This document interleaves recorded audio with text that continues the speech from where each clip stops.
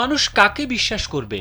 নিজের কষ্টের উপার্জিত টাকা ব্যাংকে জমা দিতে গিয়েছিলেন এক গ্রাহক, টাকা জমাও দিয়েছেন, কিন্তু পরবর্তীতে যা হলো, ভাইরাল হওয়া ভিডিওতে সেই দৃশ্য দেখে হতবাক সবাই। কারণ গ্রাহকের দেওয়া নোটের বান্ডিল থেকে কয়েকটি 100 টাকার নোট সরিয়ে ফেলেন ব্যাংকের কর্মচারী এবং বাকি টাকা মেশিনে ঢোকানোর আগে সেই নোটগুলো একপাশে লুকিয়ে ফেলেন সেই ব্যাংক কর্মচারী। পরে দাবি করেন গ্রাহকের দেওয়া নোটের বান্ডিলে নাকি টাকার পরিমাণ কম। এ যেন দিনে দুপুরে ডাকাতি। ব্যাংকের টাকা জমা দেওয়ার কাউন্টারে থাকা ক্যাশিয়ারের এমন কাণ্ডে হইচই পড়ে গিয়েছে নেট দুনিয়ায়।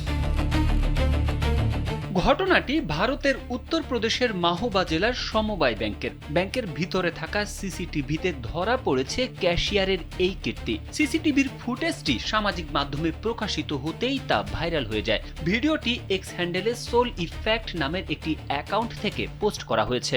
ভিডিওটি বিভিন্ন প্ল্যাটফর্মে ছড়িয়ে পড়ার সঙ্গে সঙ্গে বহু নেটিজেন তাদের ব্যক্তিগত অভিজ্ঞতা শেয়ার করেছেন। এক নেটিজেন জানিয়েছেন, এই ধরনের ঘটনা প্রায় ঘটে। অন্য একজন লিখেছেন, এই কর্মী বহুদিন ধরেই গ্রাহকদের সঙ্গে প্রতারণা করে আসছেন, এর সমস্ত লেনদেন যাচাই করা উচিত।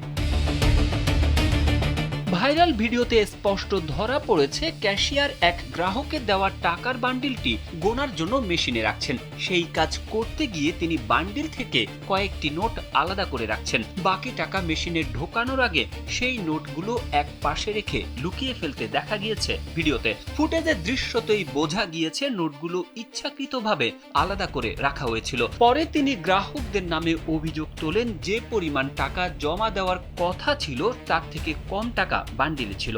যদিও এই ভিডিওটির সত্যতা যাচাই করা যায়নি। তারেক আহমেদ, কালবেলা।